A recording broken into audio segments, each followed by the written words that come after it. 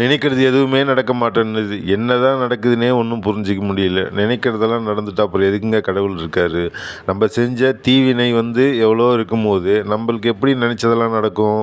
அத ஒரு நாளும் யோசிக்கிறதே கிடையாது. நம்ம தீவினை செஞ்சத மறந்துருவோம். நல்லது செஞ்சத ஞாபகத்திலே வச்சிருப்போம். அதனால நல்லது செஞ்சத கூட மறந்துடலாம். இந்த கை குடுக்குறது அந்த கைக்கு தெரியக்கூடாதுன்னுவாங்க. அந்த மாரி அத மறந்துடலாம். பிரச்சனை கிடையாது. ஆனா நம்ம செஞ்ச தீவினைகள் மறக்கக்கூடாது. ஏன்னா பார்த்தீங்கன்னா, அந்த தீவினைய மறந்துட்டோம்னாலே நம்ம என்ன செஞ்சோன்னே தெரியாம நம்ம புலம்பிட்டு இருப்போம்.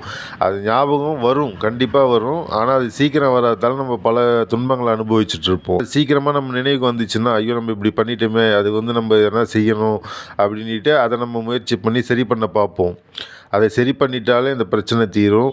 அதுவும் அத நினைவுக்கு கொண்டு வருவதும் பார்த்தீங்கன்னா, யாருன்னு பார்த்தீங்கன்னா சிவபெருமான். சிவபெருமானுடைய ஆற்றல் இல்லாம உங்களுக்கு எதுவுமே நினைவுக்கு வராது.